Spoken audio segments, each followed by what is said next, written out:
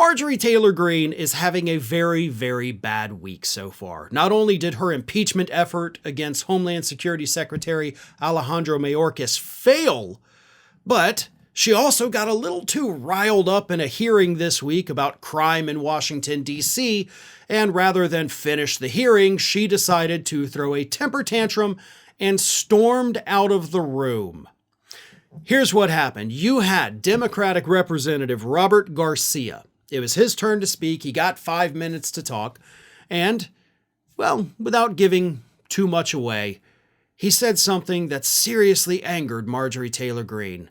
So here's the clip. Take a look at how Representative Garcia got under Greene's skin to the point where she couldn't even stand to be in the room anymore. Here it is. Chair now recognizes Mr. Garcia for 5 minutes. Thank you. That was a lot.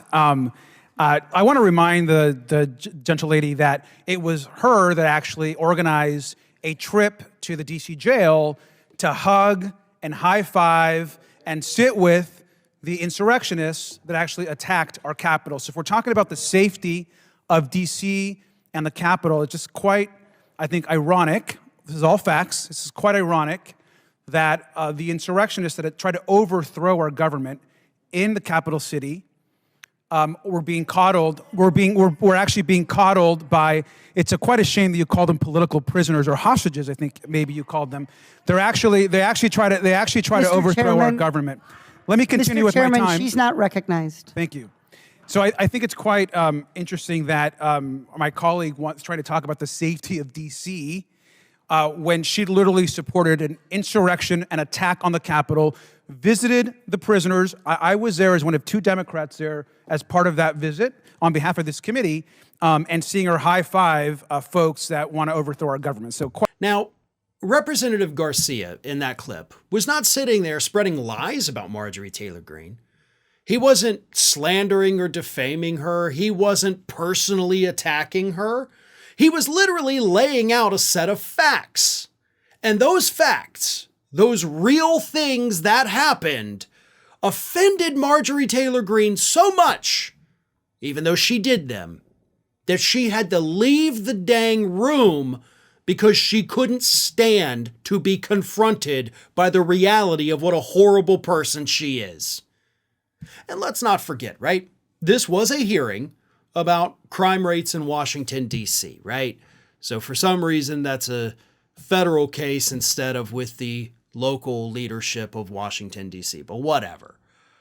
But I love what Garcia did there, right? We have Republicans that all throughout the 2022 midterms, all throughout last year, 2023, and going into this year, are trying to paint America as some kind of crime-riddled, failed state, run by Democrats, of course, where you can't turn around without seeing a crime being committed.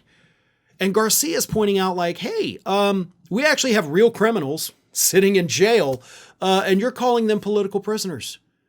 You went to visit them, and I was there with you, and you high-fived them. You hugged them. You, most importantly, he said, thanked them for committing crimes. So how can you have a party that's saying that we're the ones soft on crime when you're literally out there high-fiving, hugging, and thanking criminals? It doesn't make any sense. But that is what the Republicans are. Not to mention the fact that if you want to talk about criminality, I mean, hell, your presidential candidate has 91 felony charges against him. And y'all are saying that none of that matters. We don't care. We still want him. So who's soft on crime? Is it the people that are actually trying to hold criminals accountable?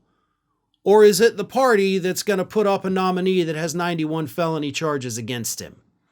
I think the answer to that is pretty obvious. I don't need to answer that for you because you all know the answer.